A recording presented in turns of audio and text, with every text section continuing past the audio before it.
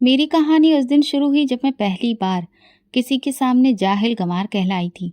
मेरा भाई पढ़ा लिखा है, तुम्हारे जैसी ऐसी जाहिल गंवार लड़की से वो शादी नहीं करेगा। ये बात मेरे कानों में गूंजी तो लगा जैसे किसी ने मेरे वजूद पर जोरदार थप्पड़ मारा हो। मेरी चचेरी भाभी ठीक सामने खड़ी थी, हाथ में दुपट्टा सख्ती से लपेटे हुए, माथे पर गुरूर और जुबान में जहर, चेहरे पर वही तेवर जैसे एहसान करने आई हूँ। मेरे पापा खामोश खड़े थे। उनकी आंखों में वो सवाल थे जो शायद कभी शब्द ना बन सके। वो सबके सामने झुके हुए हाथ जोड़े खड़े थे। देखो, रिश्ता भले ही तोड़ दो, लेकिन हमारी इज्जत को इस तरह तबाह मत करो। भाभी हंसने लगी, जैसे पापा के शब्द किसी पत्थर से टकराए और लौट आए। गरीबों की इज्जत, ये भी कोई चीज होती है? उनका भाई उमेश, जिससे मेरा रिश्ता तय हुआ था, नजरें चुराकर एक तरफ खड़ा था, जैसे मुझे जानता ही ना हो। ये वही उमेश था जो चुपचाप मुझसे बातें करता था, मुझे किताबें लाकर देता था और वादे करता था कि वो हमेशा मेरा साथ देगा। भाभी के इनकार के बाद घर में खामोशी पसर गई थी, मगर मेरे अंदर एक जंग शुरू हो चुकी थी। माँ कमरे में चुपचाप पुराने कपड़ों की गांठें खोल रही थी। पापा आंगन के कोने में बैठकर दीवार को देख रहे थे, जैसे वो दीवार उनसे कुछ कहने वाली हो। मैंने कुछ नहीं कहा। अपने कमरे में जाकर वही रजिस्टर खोला जिस पर कई साल पहले एग्जाम नंबर 1 लिखा था। किताबें निकाली जिन पर वक्त की धूल जमी थी, मगर उनके अंदर के शब्द आज भी रोशन थे। अपनी अलमारी खोली, दुपट्टे के पीछे रखे नोट्स बाहर निकाले और मेज पर रखा। कमरा वो छोटा था, लेकिन सपने छोटे नहीं थे। उसी रात नींद आंखों से रूठ गई। पहला पन्ना खोला और कलम उठाई। मैंने कोई दुआ नहीं मांगी, ना कोई वादा किया, सिर्फ एक फैसला किया। अब मेरी पहचान किसी भी मर्द से नहीं, सिर्फ मेरी कामयाबी से जुड़ी होगी। अगले दिन जब मोहल्ले में बात फैली कि उमेश का रिश्ता टूट गया है, तो लोग मुझे देखकर अफसोस की नज़रों से देखने लगे। पापा के पास ना नौकरी थी, ना आमदनी का कोई जरिया। माँ सिलाई मशीन पर बैठी रहती थी और मैं सवाल हल करती रहती थी, जिनमें कामयाबी की कोई भी मार्किंग स्कीम नहीं थी। यूपीएससी अब मेरा नया इश्क बन गया था। सुबह सूरज उगने से पहले उठती, पानी से मुंह धोती और आसमान को देखकर दिल में कहती, याद रखना, मैं एक दिन खुद को साबित करके दिखाऊंगी। एग्जाम पास आ रहा था। किताबें कम थी, सवाल ज्यादा। मोहल्ले की चौपाल पर नई नवेली दुल्हनों की हंसी गूंजती थी और नीचे सड़क पर मैं यूपीएससी की पुरानी किताबें ढूंढ रही होती थी। पुरानी किताबों के बाजार से जितने भी सिलेबस की किताबें मिली, मैं सब उठा लाई। कुछ पुराने स्टूडेंट्स से पीडीएफ्स की फाइल ले ली, जो रात को मोबाइल पर डाउनलोड करके पढ़ती थी। रोशनी कम होती थी तो छत पर चली जाती। चांदनी जब किताब पर पड़ती तो लगता जैसे कोई साथ बैठा है। एक दिन पापा खामोशी से कमरे में दाखिल हुए। मैं एग्जाम की प्रैक्टिस कर रही थी। क्या पढ़ रही हो? सब्जेक्ट का टॉपिक है औरत और तरक्की। पापा कुछ देर चुप रहे, फिर बोले, मेरी मीनाक्षी एक दिन तरक्की की मिसाल खुद बनेगी। मोहल्ले में बातें होने लगी, इसकी उम्र निकल रही है, कोई रिश्ता भी नहीं आता, रिश्ते की क्या जरूरत है अब। मैं छत पर ये सब सुनती, मगर जुबान बंद रखती थी। अब मेरी जुबान सिर्फ अंग्रेजी में पेपर सॉल्व करती थी। मेरे जज्बे का इजहार अब शब्दों में नहीं, कामयाबी में होना था। एक दिन जब फॉर्म भरने गई तो पता चला एडमिशन फीस बढ़ गई है। मेरे पास आधे पैसे थे। फॉर्म हाथ में पकड़े सड़क के किनारे बैठ गई। उसी वक्त माँ की सहेली मीना मौसी मिल गई। क्या हुआ मीनाक्षी बेटा? मैंने नजरें नीचे करते हुए कहा। मौसी, कुछ पैसे कम पड़ गए हैं। मौसी ने चुपचाप 500 रुपये निकाल कर मेरे हाथ पर रख दिए। इन्हें वापस करने की कोई ज़रूरत नहीं है। जब तुम अफसर बनोगी तो मेरी बेटी का स्कूल में एडमिशन करवा देना। मैंने वो नोट जेब में रख लिए और दिल में लिख लिया, मीना मौसी, फक्र की पहली किस्त है। मैंने घर जाकर पापा को बताया। वो बोली, कभी सोचा ही नहीं था कि हम इस मुकाम पर होंगे, लेकिन तुम्हारे ऊपर भरोसा है। मैंने उनका आशीर्वाद लेते हुए बस प्रार्थना की। अब मेरे सब्जेक्ट का हर हिस्सा मेरी सांसों में पूरी तरह से बस चुका था। कभी पानी में चम्मच हिलाते हिलाते भी दिमाग में सवाल आते। Women empowerment is not a choice, it's a necessity. ये मेरा पसंदीदा थीम बन गई थी। एक दिन दोपहर को उमेश गली से गुजर रहा था। मैं ऊपर थी, उसकी नज़र ऊपर उठी, हमारी आंखें टकराईं।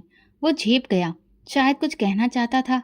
मैंने पलटकर अंदर आना बेहतर समझा, क्योंकि अब वो नज़ारा मेरा अतीत बन चुका था और मेरी किताबें मेरा वर्तमान। रात को जब मैं अखबार पढ़ने के लिए रीडिंग पेज खोला तो एक खबर ने मुझे चुप करवा दिया। यूपीएससी के टॉपर्स में लड़कियों की संख्या धीरे धीरे बढ़ती जा रही है।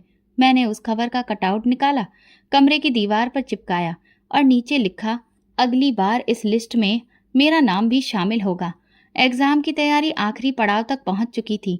मैं हर रात अपने मैनिफेस्टेशन में बस एक ही बात दोहराती रहती थी, हे भगवान, मेरी मेहनत मेरे पापा के सर का ताज बन जाए।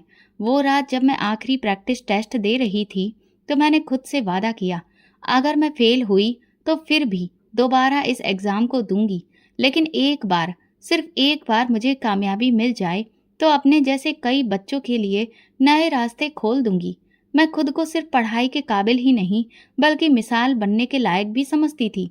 मेरे पापा मजदूर थे, लेकिन मेरी सोच बहुत ऊंचे दर्जे की थी। रिजल्ट से पहले की रात कुछ अजीब सी थी। मैं बस छत पर चहलकदमी करती रही, जैसे किसी अंदरूनी तूफान को दबाने की कोशिश कर रही हूँ। नीचे आंगन में पापा कुर्सी पर बैठे चुपचाप बीड़ी पी रहे थे और माँ माला के दाने गिन रही थी। घर की हवा में सांस लेने तक का शोर सुनाई देता था। अगले दिन जब रिजल्ट की वेबसाइट खोली तो मेरे हाथ बहुत बुरी तरह से कांप रहे थे। रोल नंबर डालकर जैसे ही एंटर बटन दबाया, मैंने अपनी सांसें रोक लीं। स्क्रीन पर पहला शब्द जो नजर आया, क्वालिफाइड। मेरा दिल जैसे उस शब्द को देखकर धड़कना ही भूल गया था। मैंने स्क्रीन पर झुककर दोबारा देखा, मेरा नाम, मेरा रोल नंबर न और रैंक। मेरी आंखें आंसुओं से छलक गईं, लेकिन जो पहली आवाज मेरे मुंह से निकली वो थी माँ। माँ, जल्दी से कमरे में आओ। वो तुरंत भागती हुई आई। उनकी आंखों में सवाल थे। क्या हुआ बेटी? माँ, मैं अफसर बन गई हूँ। माँ तुरंत भगवान के आगे हाथ जोड़कर बैठ गई और फिर उन्होंने मेरे सर पर हाथ फेरा। उनकी आवाज भर आई थी, मेरी बेटी। मेरा मान सम्मान। पापा भी अंदर आए। मेरी तरफ उनकी नजरें पड़ी। वो लगातार मेरे चेहरे की चमक और माथे को देख रहे थे, जैसे वहां पर कोई ताज देख रहे हो। तुमने मेरा नाम रोशन कर दिया मीनाक्षी। अब मैं जब भी मरूंगा तो सीना तान कर मरूंगा। उस दिन घर में सिर्फ खुशी नहीं, शुक्र का माहौल था। मोहल्ले की औरतें एक एक करके बधाई देने आईं। वही औरतें जो पहले तानाकसी करती थी अब कह रही थी, बेटी हो तो मीनाक्षी जैसी। किसी ने मेरे साथ सेल्फी लेने की फरमाइश की तो किसी ने अपनी बेटी को साथ लाने की। जिंदगी बदल गई थी। माँ ने मेरे लिए नया सूट निकाला, लेकिन मैंने साधारण कपड़े पहनने पर जोर दिया। माँ, मुझे ज्यादा चमक धमक और शोर शराबा पसंद नहीं। मैं खुद को अभी भी वही मीनाक्षी समझती हूँ जिसने माँ की सिलाई की बचत से फॉर्म भरा था। दोपहर को मोहल्ले के मास्टर साहब आए। कहने लगे, बेटा, अब बहुत सारी बच्चियाँ तुमसे सीखेंगी, इसीलिए हम तुम्हें स्कूल में बुलाना चाहते हैं ताकि वे तुम्हें देखकर कुछ बनने का हौसला लें। मुझे वो दिन याद आया जब मीना मौसी ने एग्जाम की फीस के लिए 500 रुपए दिए थे।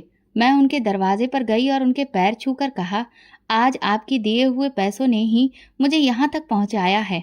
आपकी बेटी लीला को मैं स्कूल में एडमिशन करवाने ले जाऊंगी। मेरा पहला काम यही है। उस दिन मैंने अलमारी के नीचे रखा पुराना डिब्बा खोला। उसमें पुराने अखबार के सजे हुए नोट्स और एक खाली अंगूठी का डिब्बा था, वही जो मेरी चचेरी भाभी लेकर आई थी। मैंने उन सबको देखा और दिल में कहा, ये सब चीजें अब मेरे अतीत का हिस्सा हैं, मेरा भविष्य नहीं। रात को माँ चुपचाप मेरे पास आई और बोली, बेटी, तुमने हम सब की प्रार्थनाएं मंजूर करवा दी, पर अब तो नई जिंदगी शुरू होगी।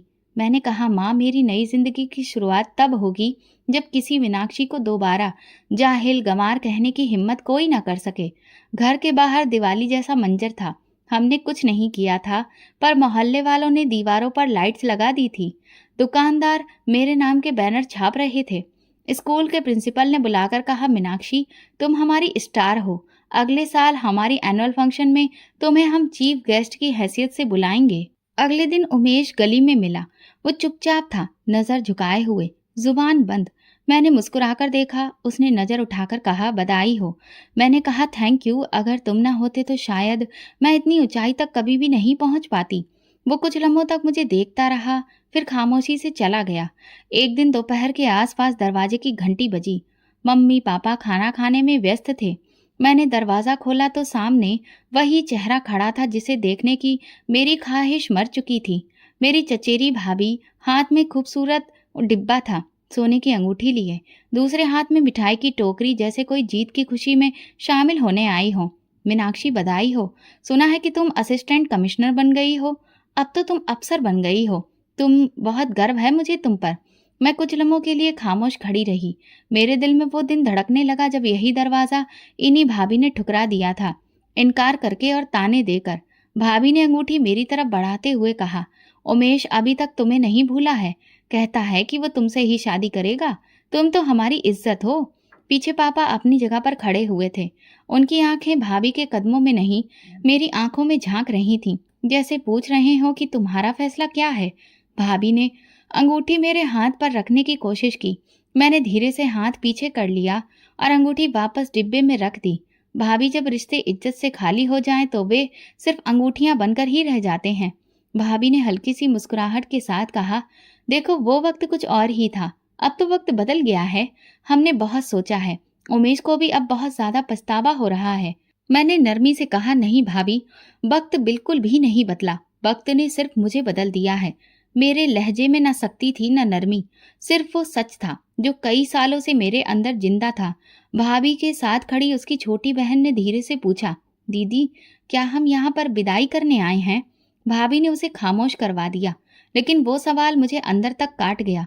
मैं उस मासूम सवाल को देखती रही और कहा, विदाई वहाँ होती है जहाँ इज्जत बसती है, जहाँ दिल में बराबरी हो। यहाँ वो जगह नहीं रही। भाभी की आवाज में गुजारिश थी, तुमने बहुत तरक्की कर ली है मीनाक्षी, हम तो बस चाहते हैं कि तुम हमारे घर का हिस्सा बनो। मैंने नजर उठाकर कहा, जब मैं कुछ नहीं थी तब आपने मेरा बोझ नहीं उठाया। अब मैं एक मुकाम बन गई हूँ तो आपका गर्व नहीं बनूंगी भाभी।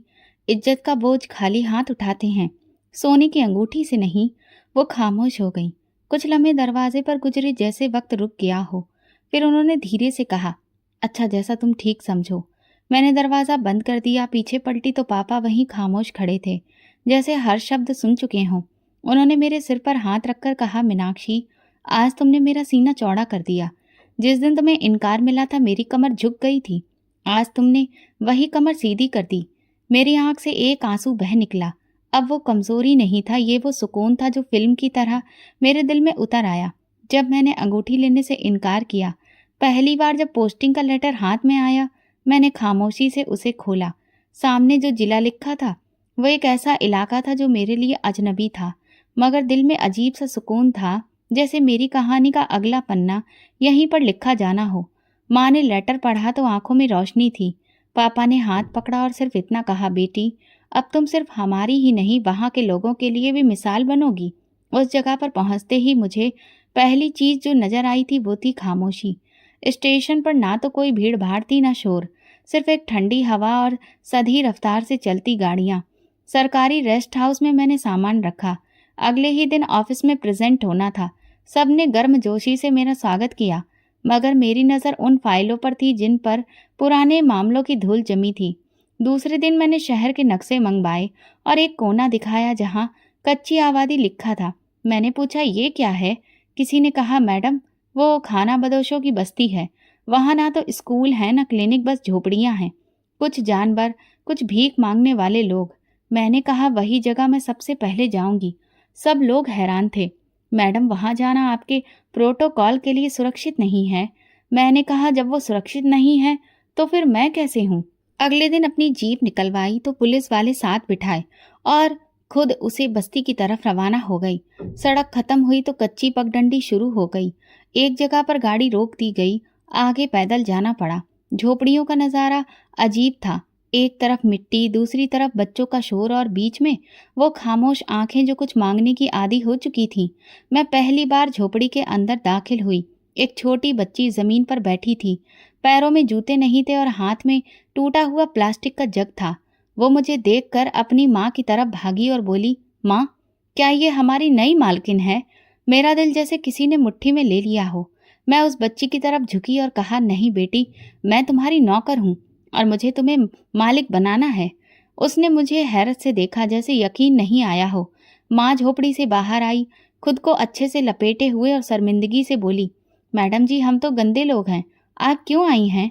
मैंने कहा, तुम लोग गंदे नहीं हो, तुम्हें गंदा देखने वाली आंखें बीमार हैं।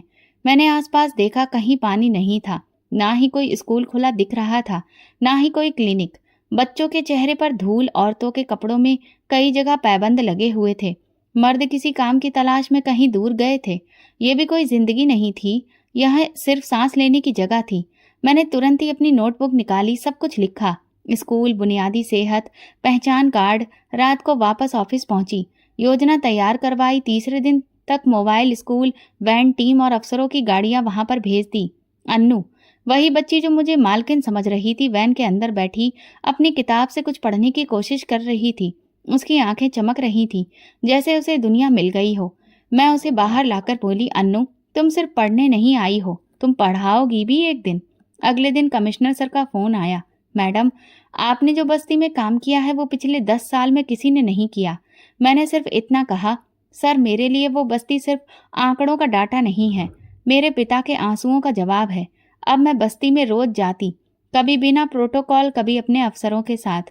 वहां की औरतें मुझे देखकर दुआएं देती, भगवान तुम्हें वो मुकाम दे जो किसी अफसर को ना मिला हो।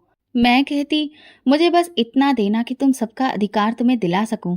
अन्नू की माँ एक दिन मेरे पास आई, दुपट्टे का पल्ला फैलाकर बोली, मैडम, तुमने मेरी बेटी को इंसान बना दिया। हम तो बस मांगना जानते थे, तुमने हमें जीना सिखा दिया। मैंने उसके हाथ पकड़ लिए और कहा, आप लोग मेरी ताकत हो। अगर आप जैसे लोग ना हो तो मैं सिर्फ एक पोस्ट बनकर रह जाऊं। पोस्टिंग के सिर्फ 15 दिनों में वो बस्ती बदलने लगी। एक बार उन्होंने कहा, मैडम, आप हमें छोड़कर तो नहीं जाएंगी ना? मैंने कहा, नहीं अन्नू, जब तक तुम पढ़ लिख नहीं जाती मैं यहीं हूँ। मेरा ऑफिस अब उन फाइलों से नहीं, उम्मीदों से भरा था। ये पहला मैदान था और मैंने खुद को साबित करना शुरू कर दिया था। अन्नू ने मेरी जिंदगी का वो दरवाजा खोला जो शायद मैं खुद पर भी बंद कर चुकी थी।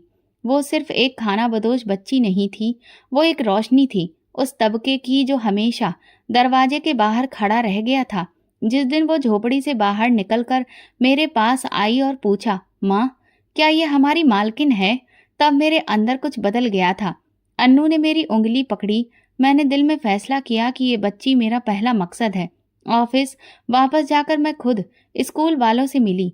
प्रिंसिपल से कहा, ये बच्ची बस्ती की रहने वाली है। मैडम, ये लड़की गंदे कपड़ों में है, ना कोई पहचान कार्ड है, ना दस्तावेज। ये मेरा मामला है सर, मैं जिम्मेदारी लेती हूँ।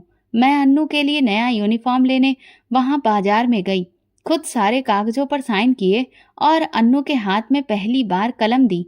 वो चुपचाप मेरे चेहरे को देखती रही, आश्चर्य से पूछने लगी, क्या मैं वाकई में पढ़ सकती हूँ? मैंने उसके सिर पर हाथ रखकर कहा, अन्नू, तुम मेरी अपनी स्टूडेंट हो, तुम्हें वो सब मिलेगा जो मेरी आंखों ने बरसों पहले देखा था। अन्नू की माँ जब स्कूल पहुंची तो दरवाजे पर रुक गई। उसने जब अन्नू को ड्रेस में देखा तो सीधा आंखों में डर के साथ देखने लगी। मैडम, हमें तो कभी स्कूल के दरवाजे के पास भी खड़ा नहीं होने दिया गया। मैंने हाथ पकड़कर कहा, आज तुम इस दरवाजे से इज्जत लेकर निकलोगी, ये वादा है। अन्नू पहली बार स्कूल के अंदर गई और वो दरवाजा सिर्फ उसके लिए नहीं, पूरे कबीले के लिए खोला गया। मैं रोज उसकी कॉपियां देखती, हर वाक्य, हर लाइन मेरे लिए एक रिपोर्ट थी। ऑफिस के सीनियर ऑफिसर ने एक दिन चाय के वक्त पूछा, मैडम, इतनी जिम्मेदारियों के बावजूद एक खानाबदोश बच्ची पर इतना ध्यान देना? मैंने चाय का कप रखकर कहा, क्योंकि वो जैसी है उसका कल भी किसी शब्द से बिखर सकता है और संवर भी सकता है। कुछ हफ्ते बाद शहर के कुछ ऊंचे दर्जे के लोग मेरे ऑफिस में आए। वो शिकायत लेकर आए थे कि मैं बस्ती पर ज्यादा ध्यान दे रही हूँ। मैडम, ये खानाबदोश तो बस मांगने के लिए आते हैं, इन पर इतना वक्त क्यों बर्बाद कर रही हैं? मैंने कहा, क्योंकि ये भी इंसान हैं और शायद सबसे ज्यादा असर डालने वाले लोग वही होते हैं जिन्हें जीने के लिए सलीके से ज्यादा इज्जत चाहिए। अन्नू का चेहरा दिन ब दिन निखरने लगा। पहले वो खामोश थी, अब सवाल पूछने लगी थी। जब पहली बार उसने क्लास में हाथ उठाकर सवाल किया, टीचर ने बताया, मैडम, आपकी बच्ची ने पहला सवाल किया, पूरे विश्वास के साथ। वो दिन मैं कभी भी नहीं भूलूंगी। एक दिन स्कूल में कंपटीशन रखा गया और उसका टॉपिक था, मेरी जिंदगी मेरी जंग। अन्नू ने लिखा, मेरी माँ कहती थी हम गंदे लोग हैं, मगर एक दिन एक रानी आई जिसने हमें बताया कि हम इंसान हैं।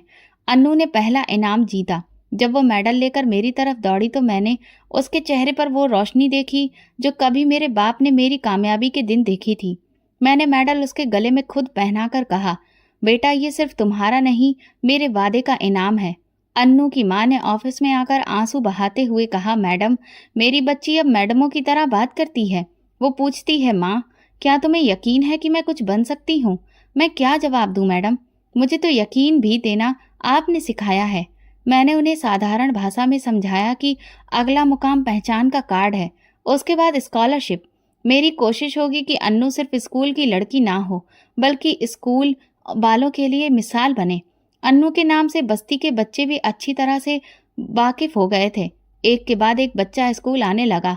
कुछ लड़कियां हाथ में किताबें लिए मेरी जीप के आसपास जमा होती। मैडम, हमें भी पढ़ना है। मैंने बस्ती में एक छोटा सा लाइब्रेरी स्टॉल लगवा लिया। छुपे शब्द अब बस्ती के बच्चों की जुबान पर आने लगे थे। वे बच्चे जिन्हें दुनिया ने गिनती में शामिल नहीं किया था, अब हिसाब सीखने लगे थे। एक दिन कमिश्नर साहब का एक और फोन आया। मैडम, शहर के सबसे अच्छे स्कूल में अन्नू का नाम दाखिल कर दिया गया है। उसे एंट्रेंस एग्जाम के लिए बुलाया गया है। मैंने फोन बंद किया और अन्नू के स्कूल पहुंची। वो अपने स्कूल बैग के साथ खड़ी थी, चेहरे पर वही मुस्कुराहट जो मेरी मेहनत की पहचान थी। अन्नू मेरी बच्ची नहीं थी, वो मेरे जज्बे की आईनेदार थी। और शायद वो पहला चेहरा था जिसने मुझे भरोसा दिलाया कि मैं अफसर बनकर सिर्फ मेज पर नहीं, जमीन पर भी काम कर सकती हूँ। अन्नू का मेडल, उसकी तरक्की की खबरें मीडिया की सुर्खियों में आने लगी। कुछ अखबार वालों ने लिखा, एक अफसर ने खानाबदोश बच्ची को पूरी तरह से बदल डाला, तो कुछ ने मेरे काम को एक क्रांति का नाम दिया। मैं ऐसे शब्दों से बहुत ज्यादा खुश नहीं होती थी, लेकिन जब दिल्ली के एक बहुत बड़े संस्थान की तरफ से कॉल आई कि मुझे नेशनल एजुकेशन कॉन्फ्रेंस में इनवाइट किया जा रहा है, तो दिल में हल्की सी गर्मी जरूर महसूस हुई। कॉन्फ्रेंस का हॉल भरा पड़ा था। लाइटिंग ऐसी थी कि हर चेहरा साफ दिखाई देता था। मैं पीछे बैठने की हमेशा से आदी रही थी, लेकिन इस बार मेरी कुर्सी पहले ही कतार में मौजूद थी। स्टेज पर कुछ जाने पहचाने लोग और कुछ राजनीतिक अवसरवादी लोग भी मौजूद थे। जब मेरा नाम पुकारा गया, मैंने एक साधारण सा लेक्चर दिया, जिसमें अन्नू की कहानी, बस्ती का बदलता चेहरा और पढ़ाई की असली ताकत का जिक्र किया। हॉल पूरी तरह से खामोश था, जैसे सब सुन रहे हों। लेक्चर खत्म होने के बाद जब मैं अपनी सीट पर वापस आई, तो बराबर वाली सीट पर बैठे अफसर ने नरम लहजे में कहा, आपने गांव के बच्चों को स्कूल ले जाना शुरू किया।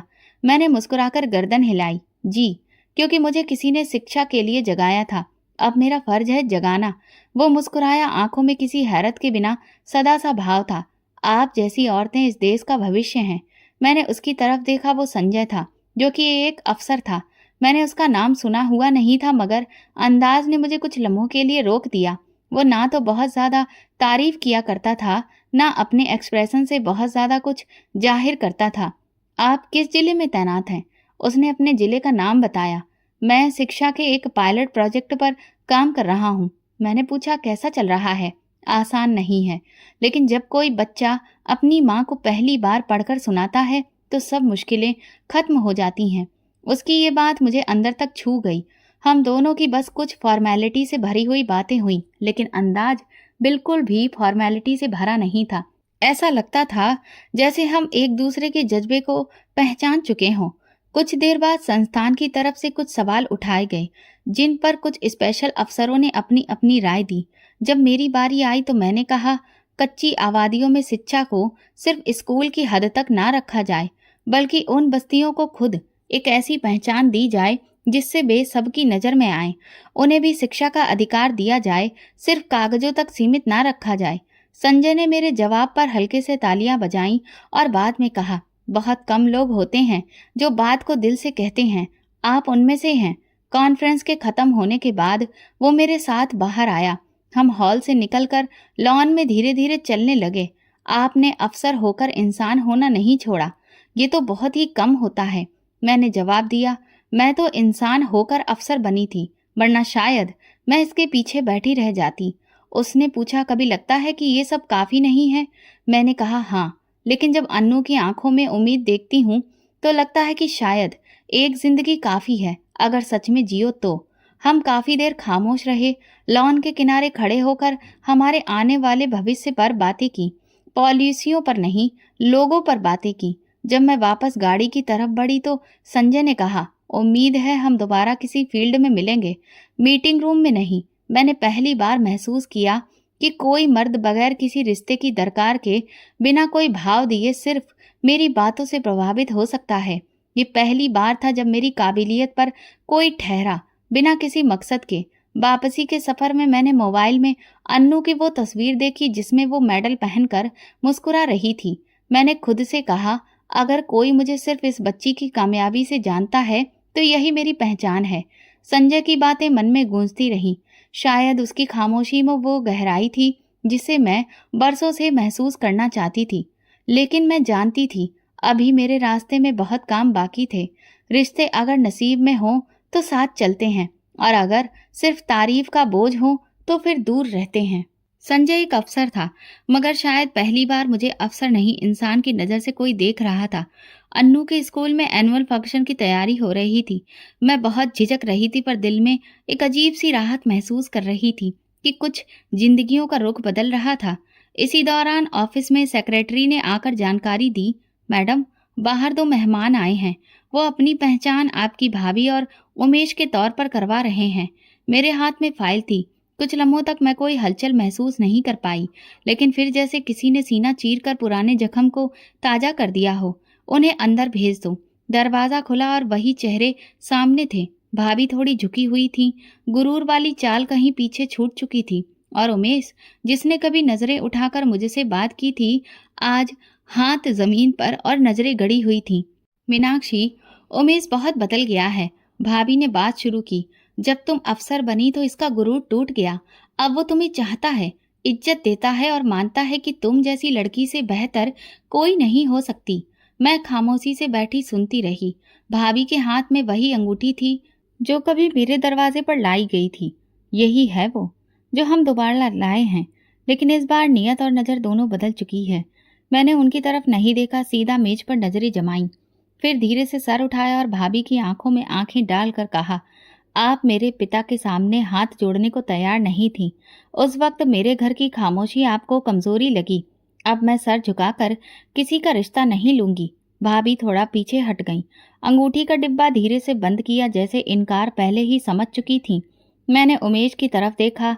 वो अभी भी नजरें झुकाए खड़ा था। उमेश, क्या तुम जानते हो वो दिन मेरी जिंदगी का सबसे टूटा हुआ लम्हा था, जिस दिन तुमने मुझे जाहिल गंवार कहा था।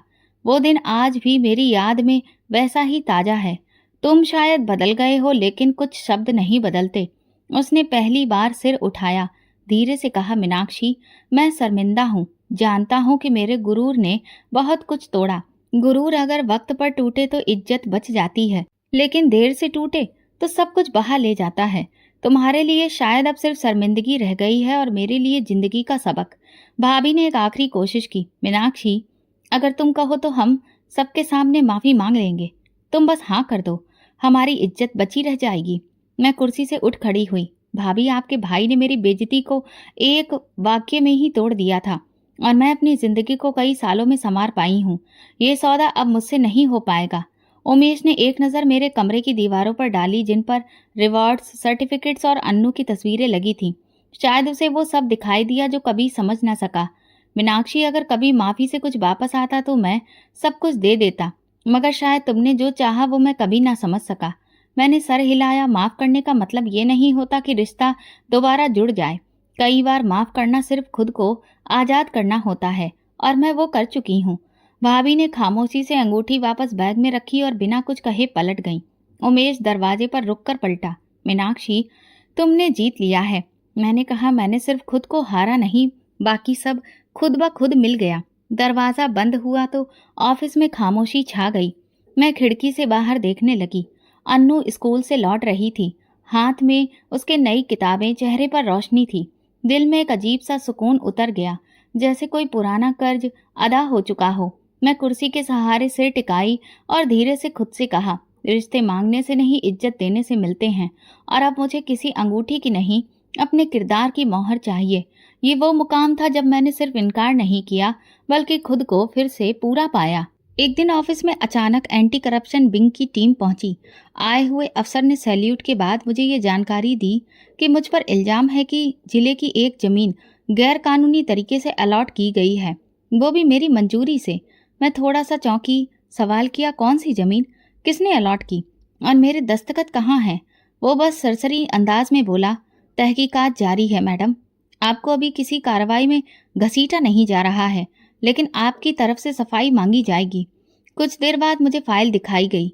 मेरे जाली दस्तखत मंजूरी और एक नाम उमेश, जो जमीन का फायदा उठाने वाला था। मैंने वो कागज हाथ में लिया और पहली बार यकीन हो गया कि ये साजिश है, सिर्फ और सिर्फ एक बदला। उसी शाम संजय ने मुझे कॉल की। मीनाक्षी, मैंने खबर सुनी है, तुम्हें अपनी सफाई में कुछ कहना है? मैंने एक कलम हाथ में लेकर सांस के साथ कहा, मैं बेकसूर हूँ और मैं हर सबूत के साथ ये बात साबित करूंगी। संजय की आवाज में सुकून था। मैं तुम पर भरोसा करता हूँ और यही काफी है। शुरू हो गई हर दिन अदालत में पेशी, ऑफिस में फाइल्स की छानबीन और मीडिया की बेरहम सुर्खियां। हीरोइन या फिर मुजरिम, मीनाक्षी पर जमीन के घपले का इल्जाम, ये सब मैं पढ़ रही थी, सुन रही थी, लेकिन मैं झुकी नहीं। एक एक दस्तावेज, एक एक मीटिंग, हर फोन कॉल, रिकॉर्ड्स मैंने खुद निकलवाया, अपने पुराने सेक्रेटरी को अदालत में पेश किया। ये दस्तखत मैडम के नहीं हैं, स्कैन किए हुए हैं। वो उस दिन छुट्टी पर थी। मैंने दफ्तर की सीसीटीवी रिकॉर्डिंग मंगवाई और अदालत में पेश की। मेरी गैर मौजूदगी के वक्त एक पुराना क्लर्क जो उमेश के ही पहचान वालों में से था, वही फाइल अंदर लाया था। फिर उमेश का नाम बैंक स्टेटमेंट में जाहिर हुआ। जमीन की खरीदारी एक ऐसे अकाउंट से हुई थी जो उमेश के पिता के नाम पर था। अब सच सामने आ चुका था। एंटी करप्शन विंग ने अपनी रिपोर्ट जमा करवाई। ऑफिसर मीनाक्षी बेकसूर हैं। उमेश ने अपनी पर्सनल दुश्मनी में झूठे केस तैयार करके जाली दस्तावेजों और फर्जी दस्तखतों से ये सब करवाया। उमेश को तुरंत ही उसके पद से हटाया गया। उसके खिलाफ ऑफिसर्स इंक्वायरी का हुक्म दिया गया। भाभी, जो कभी खुद को बहुत ऊंचे दर्जे का समझती थी, एक दिन ऑफिस आई। इस बार न मिठाई थी न अंगूठी, सिर्फ आंखों में पानी और जुबान पर अफसोस। मीनाक्षी, हमें माफ कर दो, हमने तुम्हें पहचाना ही नहीं और तुमने फिर भी हमारे साथ इंसाफ किया। मैंने जवाब दिया, भाभी, मैं अदालत में रोती नहीं हूँ, सबूत देती हूँ। उनकी आंखों से आंसू गिरने लगे। हमें अपनी औकात समझ में आ गई है। तुम्हारा मुकाम हम कभी नहीं समझ सके। उसी दिन मैंने सीखा कि इंसान सिर्फ अदालत में नहीं होता, वक्त भी इंसाफ करता है। संजय ने व्हाट्सएप पर एक मैसेज भेजा, तुम्हारी ये जीत सिर्फ तुम्हारी नहीं, उन सब लड़कियों की है जो कभी झूठी कही गईं। तुमने साबित कर दिया कि सच बोलने से नहीं, जीने से साबित होता है। मैंने जवाब दिया, ये सच मैंने अपने पिता के आंसुओं से लिखा था, जो अब मुझे छोड़कर इस दुनिया से हमेशा के लिए जा चुके हैं, और वो जवाब झूठ नहीं हो सकता था। अगले दिन ऑफिस आई तो सारा स्टाफ तालियां बजा रहा था।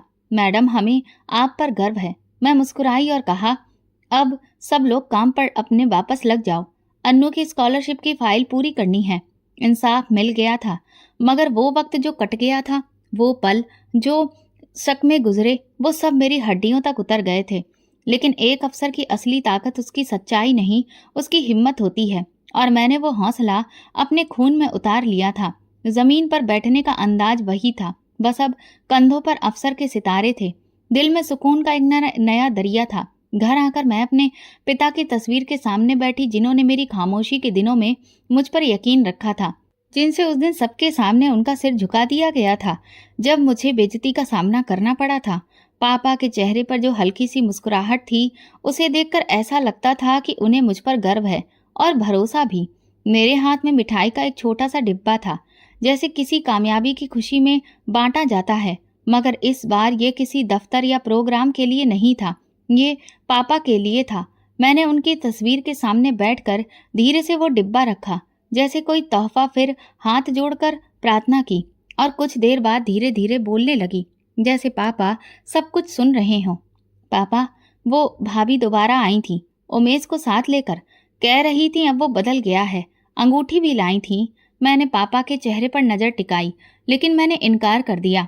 पापा, उस दिन आपने जिस दुख को आंखों में छुपाकर सर झुकाया था, मैंने वो सिर दोबारा कभी झुकने नहीं दिया। मैंने उनके चेहरे को एक बार फिर से छुआ। थोड़ी देर उंगलियां उनकी तस्वीर पर फेरती रही, जैसे कि वो भी जवाब देंगे, और मैं उनका जवाब सुनने की कोशिश कर रही थी। फिर मैं सर उठाया कर बोली, पापा, अन्नू अब स्कूल जाती है, सिर्फ पढ़ती नहीं, अब दूसरों को भी सिखाती है। वो कहती है, मैडम, मैं भी एक दिन अफसर बनूंगी। मैं मुस्कुराई। आपको याद है ना, आप कहा करते थे, बेटी को पढ़ाओ, क्योंकि बेटी जब संभालती है तो कई नस्लें संभालती है। पापा, अन्नू भी संभाल रही है, और मैं भी। कमरे में हल्की सी हवा का झोंका आया और एक अजीब सी खुशबू ने माहौल को घेर लिया। मैंने आंखें बंद कर ली, जैसे वो खुशबू मेरे अंदर उतर रही हो। जैसे पापा का जवाब आ रहा हो, खामोशी में लिपटा हुआ। पापा, मैं आपकी वही मीनाक्षी हूँ जो कभी आपके पीछे खड़ी होकर चुपचाप भाभी की बातें सुना करती थी। आज मैं लोगों के सामने बोलती हूँ, फाइलों पर दस्तखत करती हूँ, फैसले देती हूँ, मगर आज भी दिल वही है, वही पुराना सा दिल जो सिर्फ आपकी दुआओं से चलता है। जब मुझ पर इल्जाम लगा था, सबने आंखें फेर लीं, लेकिन एक शख्स था जो खामोशी से मेरे साथ खड़ा रहा, संजय। उसने मुझसे कुछ नहीं मांगा, सिर्फ यकीन दिया। शायद इसलिए कि वो जानता है कुछ लोग साथ निभाने के लिए होते हैं, दावे करने के लिए नहीं। मैंने हाथ उठाकर आसमान की तरफ देखा। सूरज धीरे धीरे ढल रहा था। मैंने कहा, पापा, अगर आपको फक्र था ना मुझ पर, तो जान लीजिए आज भी मैं वही मीनाक्षी हूँ जो उस दिन आपके कदमों में खड़ी थी। बस आज वो जमीन मजबूत है, क्योंकि आपकी दुआ उन कदमों के नीचे मजबूती दे रही है। ऐसा लग रहा था जैसे पापा ने सर हिलाकर कहा हो, हाँ बेटी, तुमने हमें सुकून दिया है, इज्जत दी है। थोड़ी देर बाद अन्नू का फोन आया। मैडम, आज स्कूल में सबके सामने आपकी कहानी सुनाई। सबने कहा मैं आप जैसी बन सकती हूँ। मैंने हंसते हुए जवाब दिया, अन्नू, तुम पहले से मुझसे बेहतर हो, बस अपनी सच्चाई पर कभी भी समझौता मत करना। काश मैडम का साया अगर हमारी बच्चियों पर हमेशा रहे तो वो आसमान छू लेंगी। अन्नू की माँ ने कहा। मैं एक लम्हे के लिए खिड़की से बाहर देख रही थी। सूरज की किरणें धुंधली हो रही थी, मगर दिल में रोशनी और गहरी होती जा रही थी। मैंने कहा, अपनी माँ से कहना, अब तुम लोग मेरा फक्र हो। फील्ड विजिट मेरे रूटीन का हिस्सा बन चुके थे। कभी पहाड़ी इलाके के स्कूल, कभी शहरी बस्तियों के क्लिनिक और कभी छोटे गांव की जमीन में फंसी फाइल। इन सब रास्तों में संजय अक्सर मेरे साथ होता, खामोश साथी, और हर बार वही सवाल जो वो जुबान से ना कहता मगर आंखों में लिखा होता, क्या हम सिर्फ साथ काम करने के लिए हैं? एक रोज हम दोनों एक दूर दराज गाँव में बच्चों के हेल्थ कैंप पर गए थे। कीचड़, गर्मी और नदी के किनारे पर बसी बस्ती। कैंप के बाद हम नदी के किनारे बैठे। संजय ने मेरी तरफ देखा और बोला, तुमने सच बोलने का हुनर सीखा है मीनाक्षी। मैंने जवाब दिया, और तुमने सच सुनने का। शायद इसीलिए हम अक्सर एक दूसरे को समझ लेते हैं बिना बोले। संजय ने नरमी से कहा, शायद हम एक ही टीम के खिलाड़ी हैं। मैं मुस्कुराकर बोली, और अगर हम वाकई टीम बना लें? वो चौंका नहीं, सिर्फ नजर झुकी, फिर आसमान की तरफ देखा, जैसे सोच रहा हो, क्या ये लम्हा फिल्मी नहीं? अगर हम टीम बन गए तो? उसने धीरे से पूछा, तो शायद ये देश, ये बच्चे, ये बस्तियां और ये थकी हुई मैं एक मजबूत छत के नीचे आ जाएंगे। मेरे दिल में ये सवाल बहुत दिनों से था, मगर तुम्हारी नजरों में कभी वो सवाल ही नहीं था। आज पहली बार तुम्हारी आंखों ने इजाजत दे दी। मैंने नजर नीचे की और धीरे से कहा, शायद मैं हर बार रिश्ते को एक कमजोरी समझती रही, लेकिन अगर दो इंसान मिलकर मजबूत हो जाएं तो वो रिश्ता बोझ नहीं होता, सहारा होता है। वो सर हिलाकर बोला, मीनाक्षी, ये कोई फिल्मी प्रपोजल नहीं है, ये एक हम सफर, एक हम साया और एक हम दर्द का खामोश समझौता है। वापसी के सफर में गाड़ी में खामोशी थी, मगर अंदर शोर, वो शोर जो जिंदगी में पहली बार खुशहाली जैसा लगा। हमने कोई तारीख तय नहीं की, कोई वादा नहीं किया, बस एक राज समझ लिया जो शब्दों की मोहताज नहीं थी। ऑफिस वापस आकर संजय ने एक फाइल मेज पर रखी। ये स्कूल का मास्टर प्लान है, हम इस पर पूरी मेहनत के साथ काम करेंगे। मैंने फाइल खोली और दस्तखत किए। अब से हर मिशन एक साथ है। उसी शाम अन्नू ऑफिस में आई, हाथ में तस्वीर, स्कूल का कार्ड, रिपोर्ट। मैडम, मेरे नंबर सबसे ज्यादा आए हैं। मैंने उसे गले लगाकर कहा, अब तुम सिर्फ मेरी स्टूडेंट नहीं, तुम मेरी उम्मीद हो। संजय ने उसे देखा और कहा, यही है असली कामयाबी। लोग कहते हैं कि देश बदलने का सपना देखना पागलपन है, लेकिन तुम दोनों ने वो पागलपन सच कर दिखाया। मैं फाइल हाथ में लेकर सर झुकाकर काम करते हुए बोली, और अब ये पागलपन हमारा मिशन है। संजय ने मेरे लिए चाय बनाई, मेज पर रखी और कहा, जिंदगी में कभी किसी औरत को इतना खुददार, इतनी इज्जतदार नहीं देखा। तुमने मुझे सिखाया है कि इज्जत सिर्फ नाम से नहीं मिलती, कमाई जाती है नियत और सच्चाई से। मैंने चाय का कप लिया और धीरे से कहा, शायद इसीलिए तुम मुझे पसंद आए, क्योंकि तुमने कभी मुझ पर अधिकार जताने की कोशिश नहीं की, सिर्फ मेरा साथ दिया। उसी दिन ऑफिस आम वक्त से देर से बंद हुआ। सब लोग जा चुके थे, सिर्फ मैं और संजय बचे थे। रोशनी धीमी थी और फिजा में खामोश सुकून था। कोई वादा, न कोई ऐलान, मगर दिल जानता था कि अगला सफर अकेला नहीं होगा। अन्नू ने जाते जाते मुझसे कहा, मैडम, अगर आप दोनों शादी कर लें तो आपकी बेटी को पढ़ाने मैं आ जाऊंगी। हम दोनों हंस पड़े। मैंने कहा, अन्नू तुम हमारे स्कूल की पहली प्रिंसिपल बनोगी। वो हंसते हुए चली गई। मैंने संजय की तरफ देखा तो फिर टीम तैयार है? संजय ने कहा, हाँ, मोहर तो तुम्हारी आंखों ने कब की लगा दी थी, अब सिर्फ हाँ तक बाकी है। अब चलो, देर किस बात की। मैंने दिल में कहा, शुक्र है इस बार रिश्ता जबरदस्ती का नहीं, मंजूरी का है। अन्नू का यूनिवर्सिटी में पहला दिन था। वो नई यूनिफॉर्म में बैग कंधे पर डाले मेरे सामने खड़ी थी। मैडम, डर लग रहा है, सब लोग नए हैं। मैंने उसका हाथ पकड़ा। तुम वो हो जो कीचड़ से निकलकर किताबों की दुनिया में आई हो। तुम नई नहीं हो, मिसाल हो। अन्नू ने हल्का सा हंसते हुए कहा, फिर आप भी तो मेरे साथ चलिए। मैं मुस्कुराकर बोली, आज तुम्हें अकेले चलना है ताकि कल किसी और को साथ लेकर चल सको।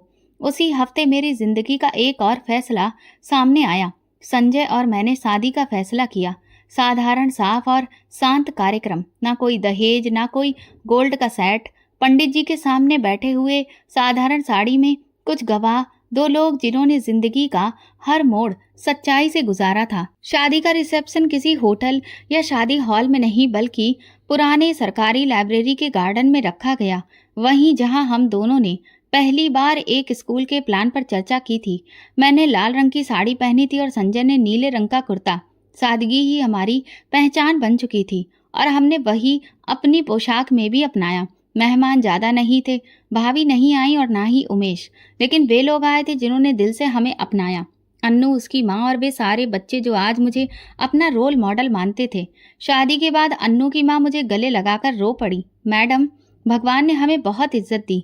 हमने कभी सोचा ही नहीं था कि आप हमारी बेटी बन जाओगी। मैंने उनका हाथ पकड़कर कहा, आप वो पहली औरत थी जिन्होंने मुझे बिना खून के अपना कहा था। आज वही रिश्ता असली है। नए घर का सामान कुछ भी नया नहीं था। हमने पुराने कमरों को साफ किया और उनमें रोशनी डाली जैसे दिल में रोशनी थी। संजय बोला, असली नयापन दिल में होता है, चीजों में नहीं।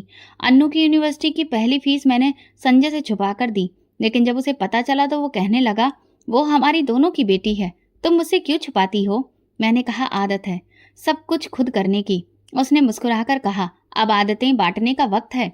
शादी के बाद मैंने अपने पिता के नाम से एक नई स्कीम शुरू की।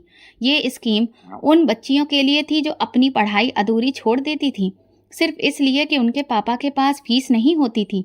हर कामयाब लड़की का नाम उस लिस्ट में शामिल किया गया जिसे कभी किसी ने रद्द कर दिया था, जैसे मुझे किया गया था। एक दिन अन्नू ने कहा, मैडम, आपने सब कुछ जीत लिया, इंसाफ, मोहब्बत, सब कुछ। मैंने कहा, नहीं अन्नू, सब कुछ नहीं, वो चौंकी। तो क्या बाकी है? मैंने आसमान की ओर देखा। पापा के आंसू। मैं उन्हें लौटा तो पाई हूँ, बस वही काफी है। मैं संजय के साथ पापा के कमरे में गई। उनकी तस्वीर के सामने बैठकर कहा, पापा, मैं वही मीनाक्षी हूँ जिसे आपने कभी किसी के सामने सर झुकाने नहीं दिया। और आज आपकी बेटी एक पत्नी है, एक माँ है, एक टीचर है और आपकी प्रार्थना है। संजय दूरी पर खड़ा रहा। उसने मुझे अकेले में वक्त दिया जैसे हमेशा देता था। कहने लगा, मैंने जिंदगी में कई कहानियां सुनी हैं, लेकिन तुम वो हो जो खुद एक कहानी बन गई। अपने घर जाकर हमने खाने की मेज पर दो मिट्टी के दिए रखे, एक पापा के नाम पर और एक अन्नू के पिता के नाम पर, जो अब इस दुनिया में नहीं थे मगर अपनी बेटी की रोशनी बन गए। ये कहानी मैं लिख रही हूँ। हर शब्द में, हर सच्चाई में, हर जुमले में सफलता है। ये कहानी किसी दुल्हन की नहीं, एक बेटी की है, एक अफसर की है, एक लड़ने वाली औरत की है जो आज खुद नहीं दूसरों को उठा रही है। और हाँ, मैं वही मीनाक्षी हूँ जिसके बाप ने हाथ जोड़े थे और जिसने उन हाथों की लाज रखी। यही अंजाम है और यही शुरुआत। तो दोस्तों, अगर आपको हमारी कहानी पसंद आई हो तो कमेंट करके ज़रूर बताएं। वीडियो को लाइक करें और ज़्यादा से ज़्यादा शेयर करें। अगर आप चैनल पर नए हैं तो सब्सक्राइब जरूर करें और नोटिफिकेशन बेल दबाएं ताकि अगली अपडेट सबसे पहले आपको मिले। धन्यवाद। दिवाली से 2 दिन पहले मैं अपने भाई से पैसे मांगने आई। वो बहुत अमीर था, लेकिन भाभी ने मुझे देखते ही कहा, तुम्हारा पति मर गया है तो तुम सड़क पर बैठकर भीख मांगो, तुम्हें देने के लिए हमारे पास कुछ नहीं है। मेरी आंखों में आंसू आ गए। मेरा भाई हर महीने गरीबों में लाखों रुपए दान करता था, मगर गरीब बहन को देने के लिए उसके पास कुछ भी नहीं था। मैं भी वहीं सड़क पर बैठकर भीख मांगने लगी, ताकि लोगों को तो पता चले कि लाखों का दान करने वाले भाई के पास गरीब बहन के लिए कुछ भी नहीं है। अभी कुछ ही देर गुजरी थी कि एक गाड़ी मेरे पास आकर रुकी। मैं घबराकर वहां से खड़ी हो गई, लेकिन गाड़ी से निकलते हुए आदमी को देखकर मेरा कलेजा मुंह को आ गया। मैं वहां से भागने लगी, लेकिन मैं अपनी पसंद से अरमान से शादी कर रही थी। वो मेरे साथ यूनिवर्सिटी में पढ़ता था और मुझे पसंद करता था। घर वालों को इस रिश्ते पर कोई ऐतराज नहीं था, लेकिन मेरी भाभी ने मुंह बनाया। वो इस रिश्ते से खुश नहीं थी, क्योंकि वो मेरी शादी अपने भाई से करवाना चाहती थी। उन्होंने बहुत कोशिश की कि किसी भी तरह से मेरी शादी अरमान से ना हो, मगर भाई हर तरह से मेरा साथ दे रहा था। और फिर भाभी की हार और मेरी जीत हो गई। मैं दुल्हन बनकर अरमान के घर आ गई। अरमान ने मुझे सर आंखों पर बिठाकर रखा था। वो मेरी हर छोटी सी छोटी ख्वाहिश को पूरा करने की कोशिश करता। शादी की खुशी के कुछ समय बाद भगवान ने हमें अपनी एक खास अमानत से नवाजा। मैं माँ बनने वाली थी। अरमान की खुशी तो देखने के लायक थी। वो मुझे हर वक्त सावधानी बरतने को कहता। हर समय मेरे आसपास ऐसे घूमता रहता जैसे कि मैं कोई कीमती खजाना हूँ। जब हमारे घर एक छोटा सा फरिश्ता आया तो हमारी खुशियां दुगनी हो गई थीं। एक मासूम सा बेटा जो अपनी नन्ही नन्ही हरकतों से हमारे दिल को रोशन कर गया। अरमान की आंखों में अपने बेटे के लिए बेपनाह मोहब्बत देखकर मेरा दिल खुशियों से भर जाता था। वक्त के साथ हमारे घर में और ज्यादा खुशियां आईं। एक और बेटे और फिर एक बेटी की पैदाइश ने हमारी खुशियों को दुगना कर दिया था। मैं अपने 3 बच्चों के साथ अब अपने परिवार को पूरा समझने लगी थी। हमारी जिंदगी में अगर कभी कोई कमी थी तो बस इतनी कि हम चाहते थे कि अपना कारोबार और ज्यादा बढ़े। अरमान के सपने बड़े थे। वो चाहता था कि अपने बच्चों को सब कुछ दें जिसका वो हक रखते हैं। इसी खुशी ने उसे दुबई जाने के लिए प्रेरित किया। वो कहता था कि कुछ ही साल की मेहनत के बाद हमें ऐसा मुकाम हासिल हो जाएगा जहां हमारे बच्चे किसी भी तरह की कमी का शिकार नहीं होंगे। मुझे याद है, जब अरमान दुबई के लिए रवाना हुआ था तो मैंने अपने दिल को समझाया था कि ये दूरी वक्त के साथ खत्म हो जाएगी। हर शाम मैं उसकी आवाज़ सुनकर खुद को तसल्ली देती कि सब ठीक है। वो हमेशा हंसते हुए कहता, रागिनी बस थोड़ा सा सब्र करो, फिर हम सब हमेशा के लिए एक साथ होंगे। मैं भी दिल में ये वादा करती कि हर हाल में उसका इंतजार करूंगी। मैं नहीं जानती थी कि जो घर मोहब्बत से भरा था वो एक दिन वीरानगी का शिकार हो जाएगा। मैं अपने 3 बच्चों के साथ साथ खुशी खुशी अपने पति के लौटने का इंतजार कर रही थी, लेकिन तकदीर मेरे लिए कुछ और ही लिख चुकी थी। अरमान के दुबई जाने के बाद जिंदगी का रंग ही बदल गया था। शुरुआत में तो फोन कॉल्स पर घंटों भर बातें हो जाती। बच्चे भी पापा की आवाज़ सुनकर खुश हो जाते। हर हफ्ते अरमान का पार्सल आता, बच्चों के लिए खिलौने, मेरे लिए कुछ कपड़े, कभी मेहंदी की खुशबूदार कोन, कभी छोटे छोटे तोहफे। मेरे दिल में एक अजीब सा सुकून था। वो कहता था, जल्दी ही मैं तुम्हें अपने पास बुला लूंगा, अपने हाथों से घर सजाएंगे। मैं सपनों की दुनिया में जीने लगी। एक शाम रोज की तरह मैं बच्चों को खाना खिला रही थी और उनके सोने का इंतजार कर रही थी कि फोन की घंटी बजी। मैं भागते हुए फोन उठाने गई। दिल खुशी से धड़क रहा था कि शायद अरमान ने कोई खुशखबरी सुनाने के लिए फोन किया है, मगर दूसरी तरफ कोई अजनबी आवाज थी। मैडम, क्या आप रागिनी बात कर रही हैं? मैंने उलझते हुए कहा। हाँ मैडम, हमें अफसोस है, अरमान साहब का एक्सीडेंट हो गया है। मेरे हाथ से फोन छूटते छूटते बचा। मैं कांपते हुए बोली, क्या मतलब? एक्सीडेंट? कैसे? कहाँ? दूसरी तरफ खामोशी छा गई। फिर आवाज आई, हम माफी चाहते हैं, अरमान जी का देहांत हो गया है। इस एक बात ने मेरी पूरी दुनिया जैसे रोक दी। कमरा, दीवार, जमीन सब मेरे आसपास घूमने लगे। मैं दीवार का सहारा लेकर खड़ी रही। बच्चे खेल रहे थे, हंस रहे थे और मैं एक लम्हे में अंदर से टूट गई। दिल चीखना चाहता था, लेकिन आवाज जैसे गले में फंस गई थी। माँ पास में आई तो मैं बस इतना ही कह सकी, माँ, अरमान नहीं रहा, और फिर बेहोश होकर गिर पड़ी। पूरा घर शोक में डूबा था। मोहल्ले की औरतें आ जा रही थीं, मेरे साथ बैठकर अफसोस करती, लेकिन मैं किसी की बात सुनने के काबिल नहीं थी। कुछ दिन इसी हालत में गुजरे। तकरीबन 7 दिन बाद खबर आई कि अरमान की डेड बॉडी अब भारत आ रही है। मैं खुद को संभालने की बहुत कोशिश कर रही थी, मगर अंदर कहीं हलचल थी। मैं दरवाजे पर खड़ी इंतजार करती रही। जब ताबूत आया तो पूरा मोहल्ला खामोश हो गया। मेरे भाई, पापा और मोहल्ले के कुछ मर्दों ने ताबूत को लाकर अंदर रखा। मैं आगे बढ़ने लगी तो माँ ने मुझे रोक लिया। रागिनी बेटा, खुद को संभालो। मगर माँ का सहारा भी कहाँ काफी था। मैंने अचानक से ताबूत की तरफ हाथ बढ़ाया। जब कफन हटाया तो चेहरा सामने आया। वो लेकिन पहचानने के काबिल ही नहीं था। एक लम्हे के लिए लगा कि ये मेरा अरमान नहीं हो सकता, क्योंकि चेहरा इतना बिगड़ चुका था कि आंखें पहचान नहीं पाईं। मैं ताबूत के करीब बैठकर हिचकियां भरकर रोने लगी। अरमान, तुमने वादा किया था ना कि तुम वापस आओगे, ऐसे कैसे जा सकते हो? लोगों ने बड़ी मुश्किल से मुझे वहां से हटाया। अंतिम संस्कार के बाद मैं खुद को संभालने की आखिरी कोशिश कर रही थी, लेकिन दिल अंदर से खाली हो चुका था। अरमान की जलती हुई चिता को देखकर मेरा दिल बार बार चीख रहा था, अरमान वापस आ जाओ। लेकिन अब कोई भी ये आवाज सुनने वाला नहीं था। अरमान के बिना वक्त ऐसे गुजर रहा था जैसे सदियां हों। कुछ दिन बाद ससुराल वालों का व्यवहार भी बदलने लगा। जैसे पहले तसल्ली और हमदर्दी के शब्द थे, अब वहां इल्जाम और कड़वी बातें थीं।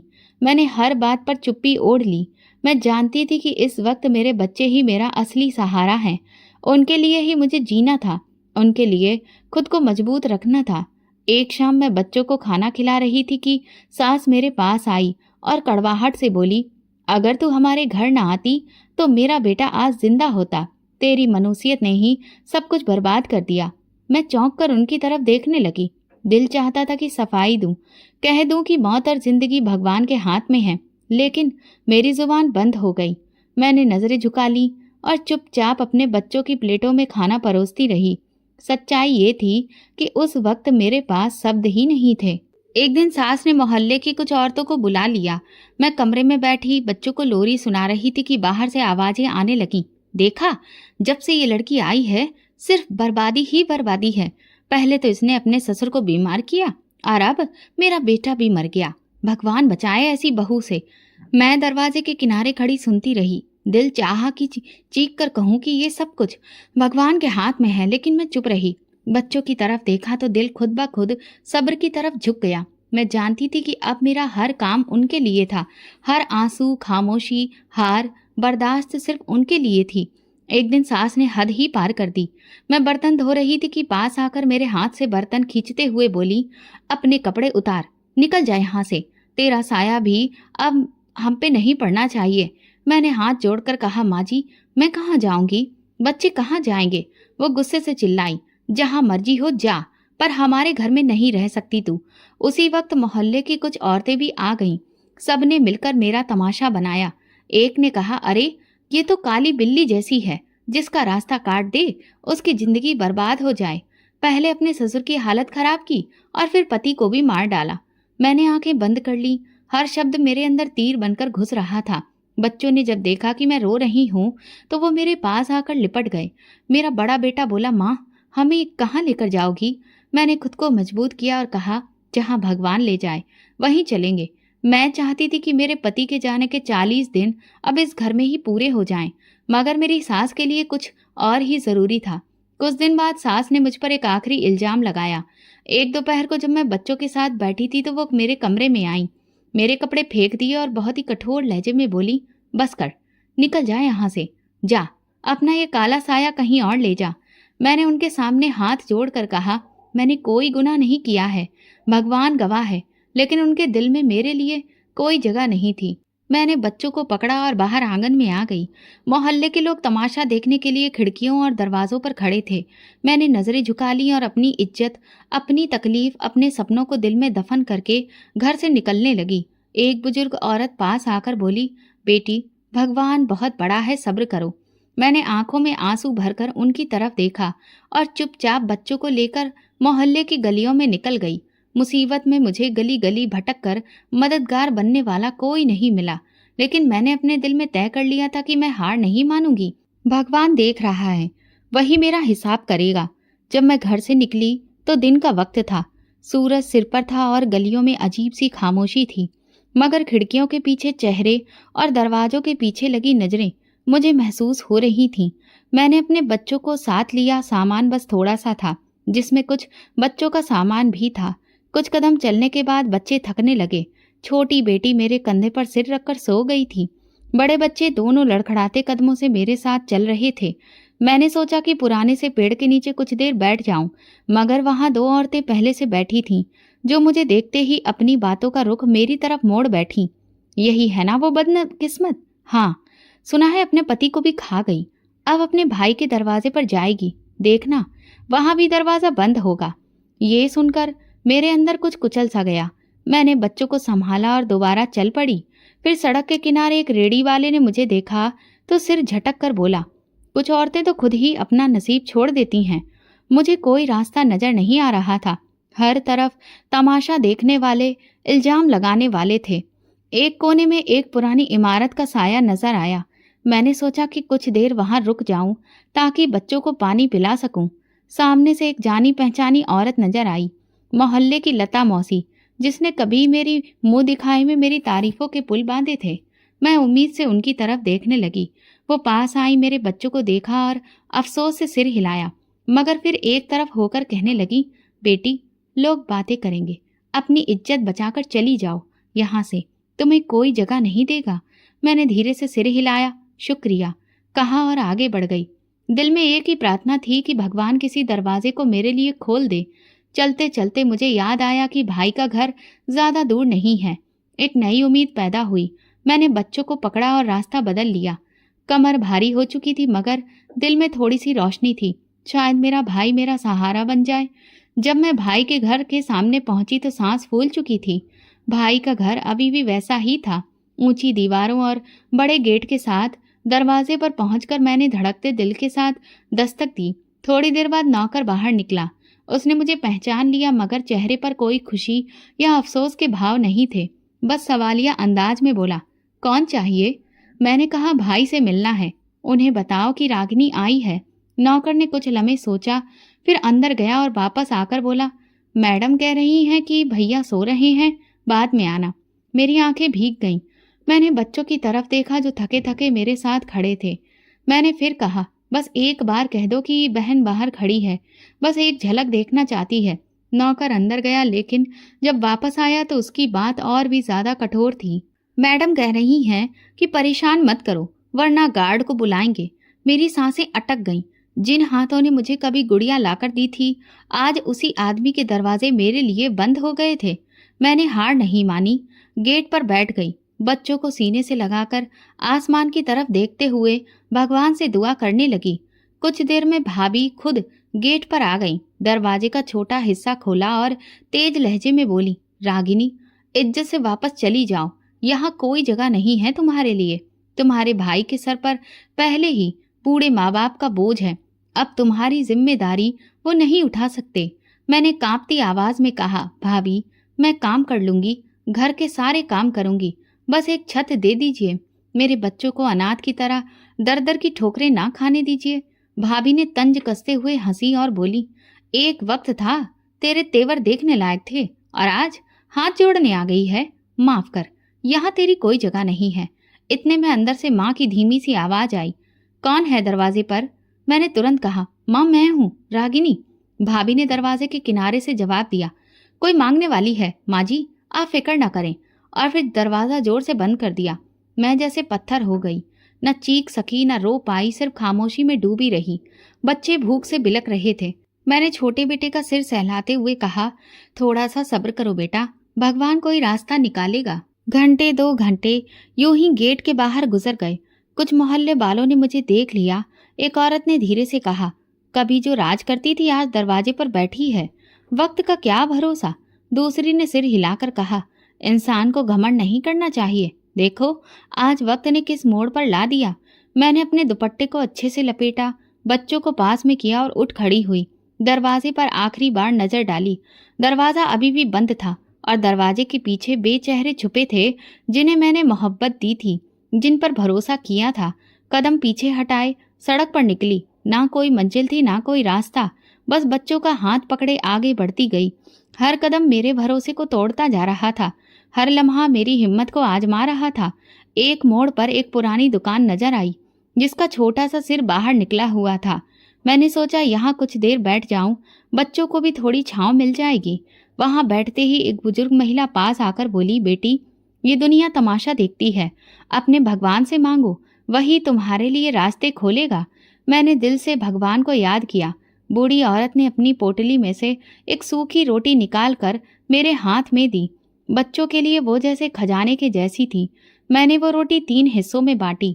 बच्चों ने छोटे छोटे हाथों से रोटी थाम कर खाना शुरू किया।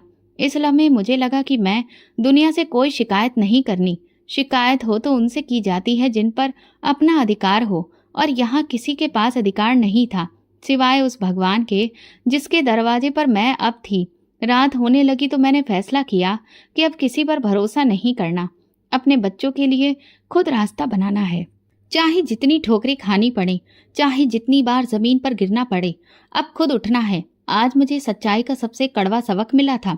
जब वक्त बदलता है, रिश्ते भी, चेहरे भी बदल लेते हैं, और जब तुम्हें सहारा चाहिए होता है, तब तुम्हें एहसास होता है कि जिन्हें तुमने अपनी ताकत समझा, वही तुम्हारी सबसे बड़ी कमजोरी थे। सूरज ढलने लगा था। हवा में एक अजीब सी तेजी आ चुकी थी। मैं अपने तीनों बच्चों को लेकर सड़क के किनारे पड़ी एक पुरानी बेंच के पास आकर बैठ गई। छोटी बेटी मेरे कंधे पर सिर रखकर सो चुकी थी, जबकि दोनों बेटे इधर उधर देखते भूख से बेचैन हो रहे थे। सामने एक छोटा सा ठेले वाला था जिसके पास पकौड़े और चने बिक रहे थे। तेज खुशबू बच्चों की भूख को और बढ़ा रही थी। छोटे बेटे ने दुपट्टा खींचकर कहा, माँ भूख लग रही है, खाने को कुछ दो ना। मैंने झुकी नजरों से उसे देखा। उसकी आंखों में उम्मीद की झलक थी जो मेरे दिल में चुभती चली गई। मेरे पास कुछ सिक्के थे। मैंने हाथ डाला और देखा, बस इतने ही थे कि एक आध चीज खरीदी जा सकती थी। मैंने अपने कदम घसीटकर ठेले वाले के पास जाकर पूछा, भैया 5 रुपए में क्या मिल सकता है?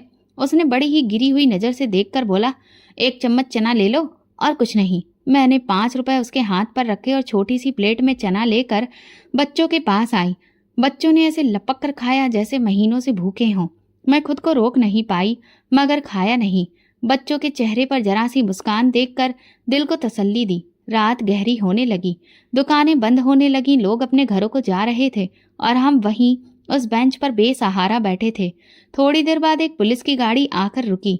एक सिपाही उतरा, मेरे पास आया और सख्त लहजे में बोला, यहाँ बैठने की इजाजत नहीं है, हटो यहाँ से। मैं घबराई हुई बोली, साहब रात गुजारने दीजिए, सुबह चले जाएंगे। सिपाही ने हाथ नचाते हुए कहा, यहाँ सबको रहने दूं तो सड़कें भर जाएं, दफा हो जाओ यहाँ से। मेरे पास अब कोई और रास्ता नहीं था। मैंने बच्चों को उठाया, छोटी बेटी को गोद में लिया और फिर सड़क पर चलना शुरू किया। सड़क का हर कदम